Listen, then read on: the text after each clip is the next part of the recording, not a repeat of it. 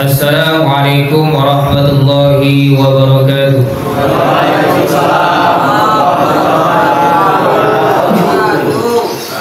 Innal hamdalillah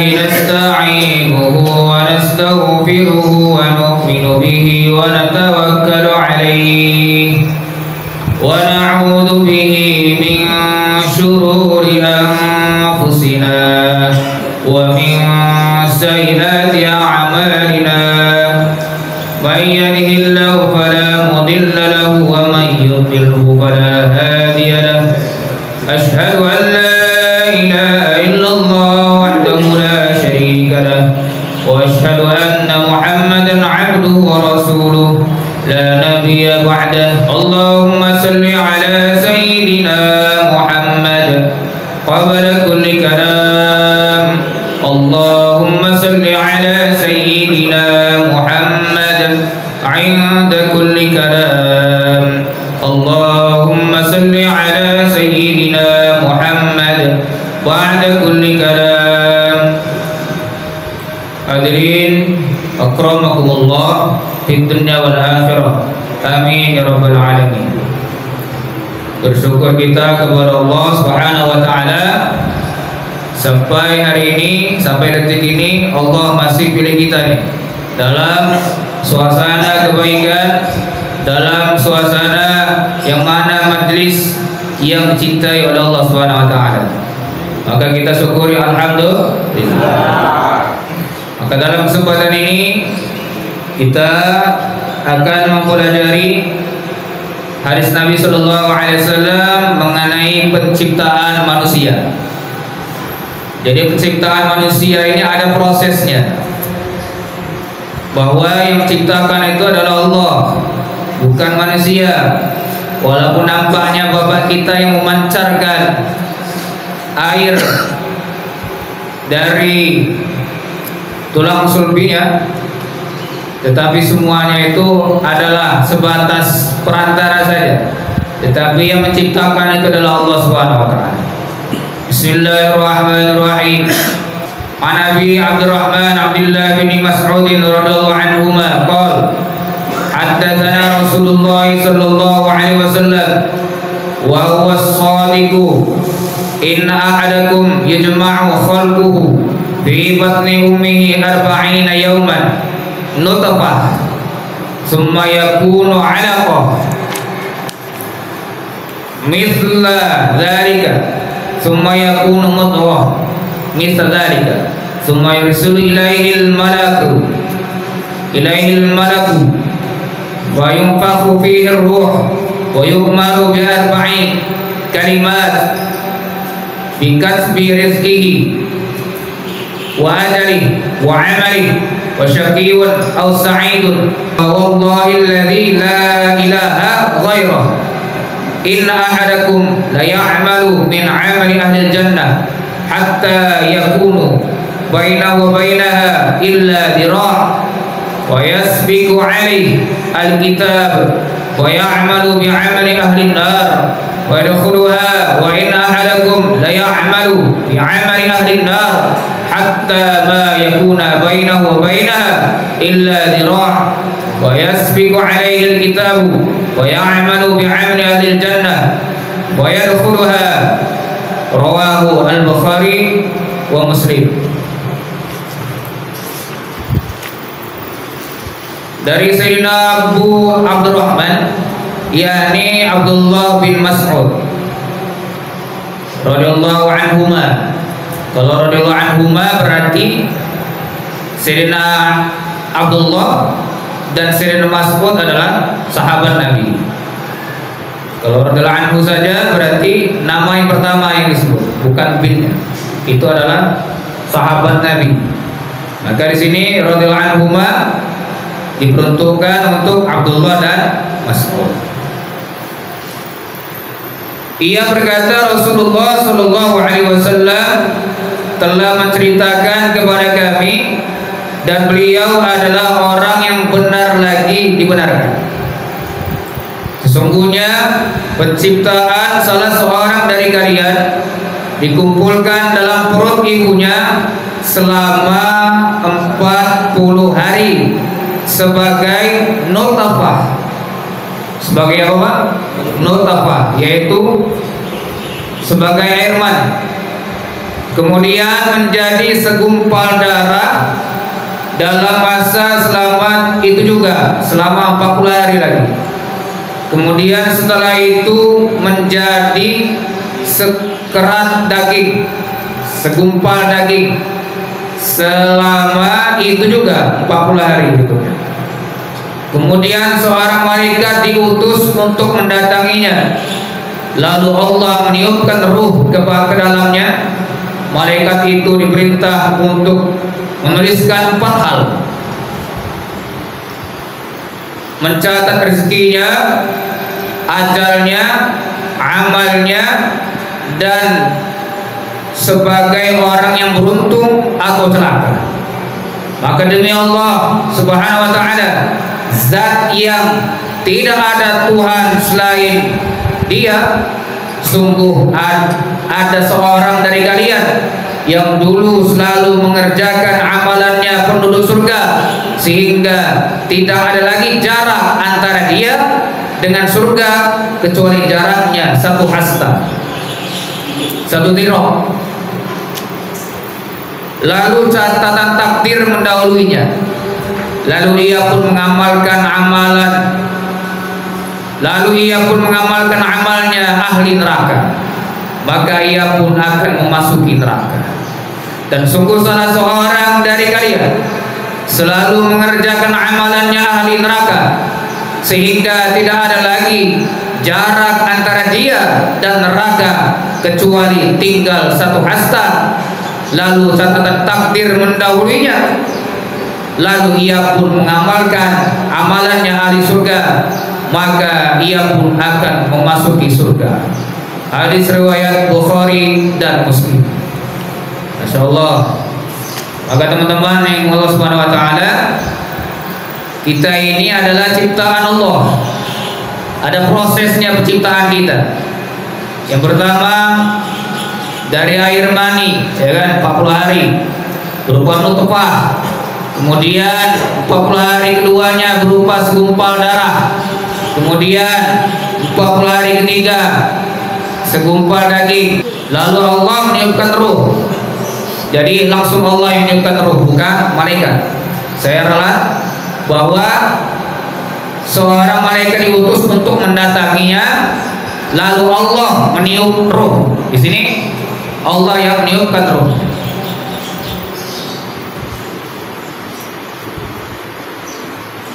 Maka malaikat mencatat 4 hal: rezekinya, ajalnya, amalnya, ya kan?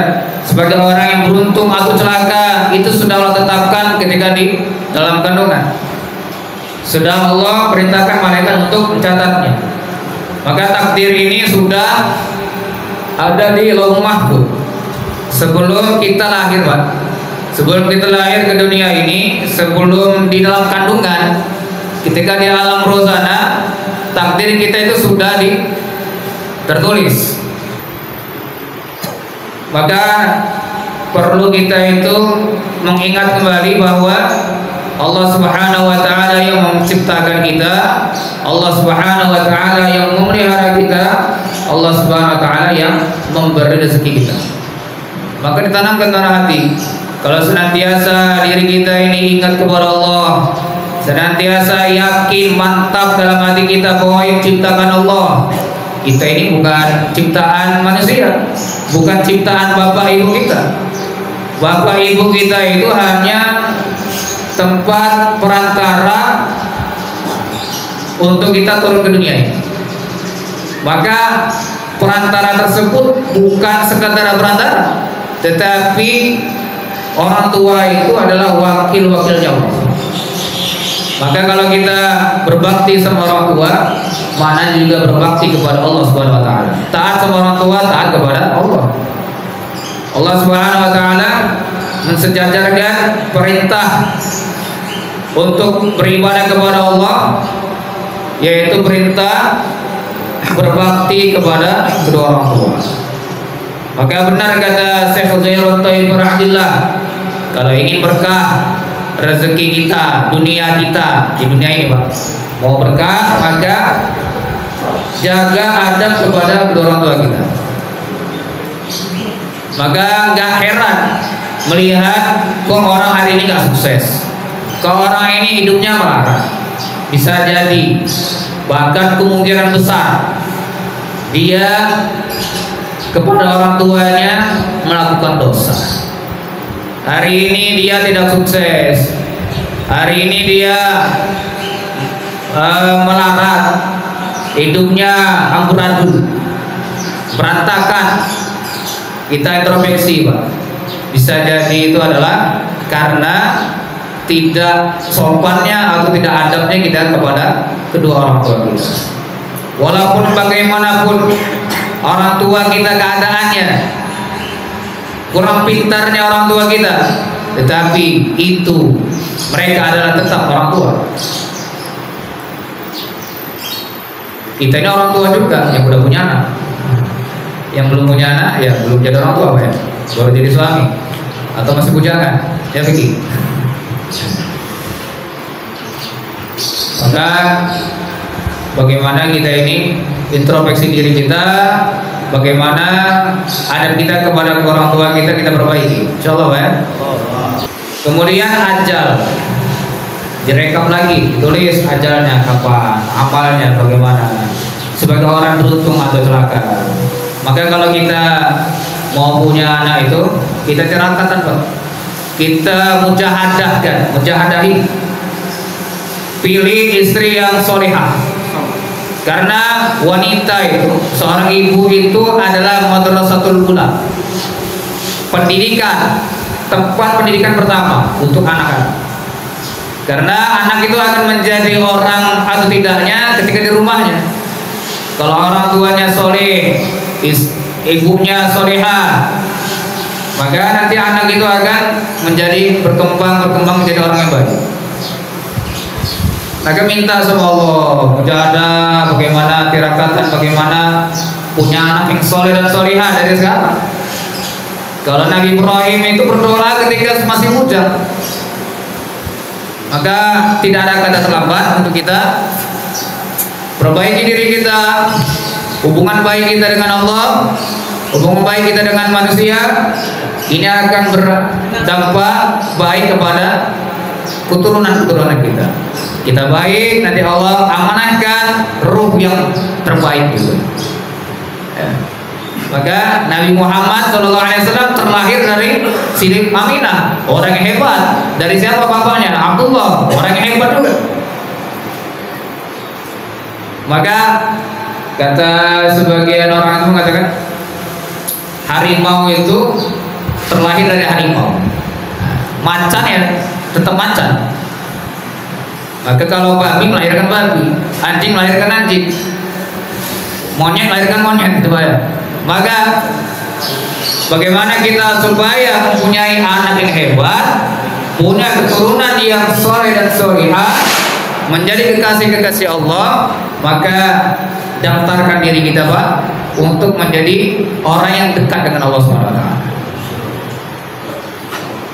Maka nanti akan Allah titipkan seorang anak dalam kandungan, dalam rahim istri kita, ruh yang baik.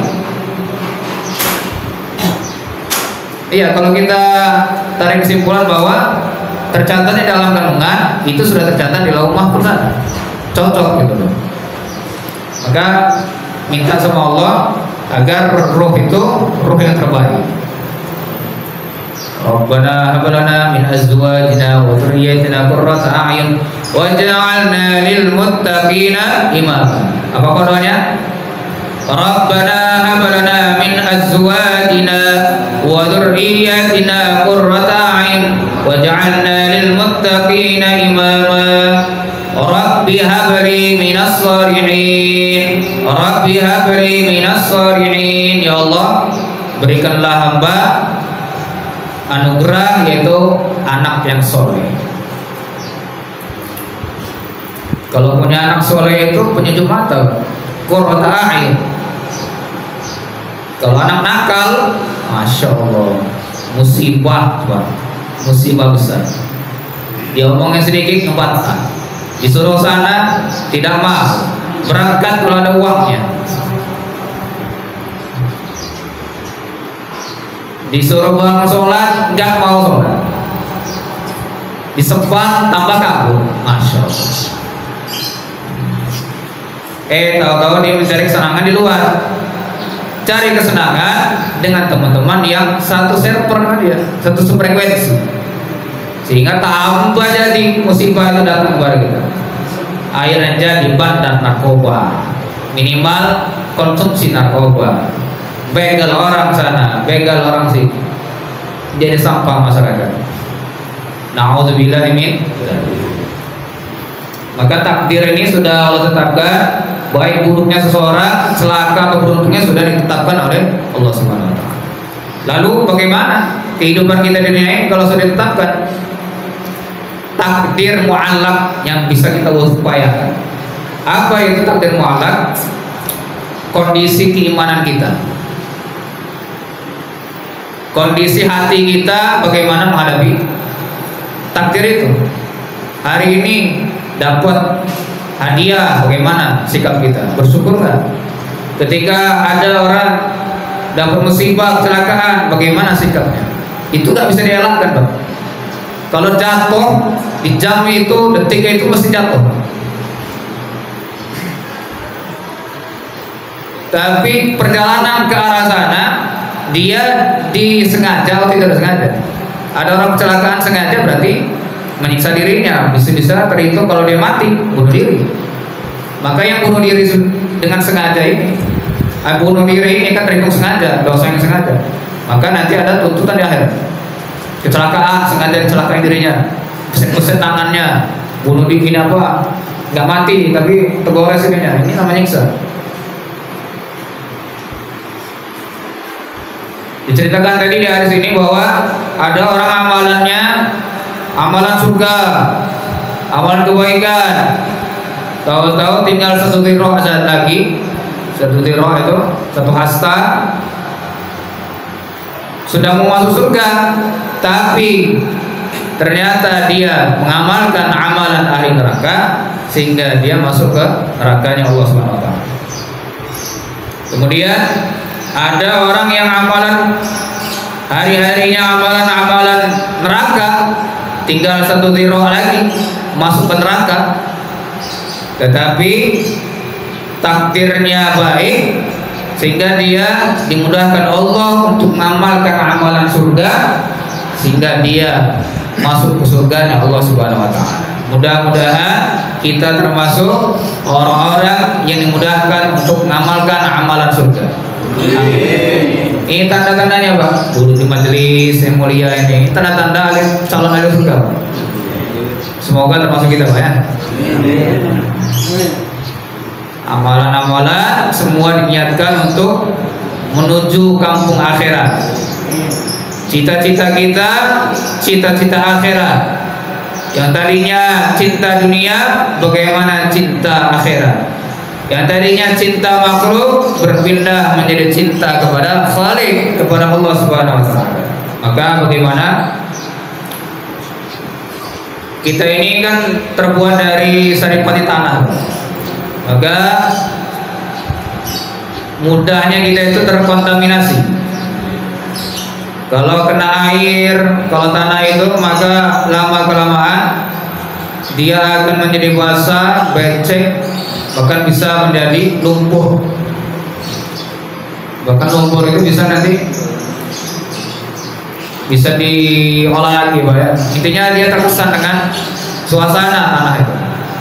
Lama akan kena air, lama kelamaan kering kerontang keadaan sehingga menjadi keras tanah itu, bahkan bisa dibakar menjadi genteng dan bata, keras dia, Pak. Begitulah manusia.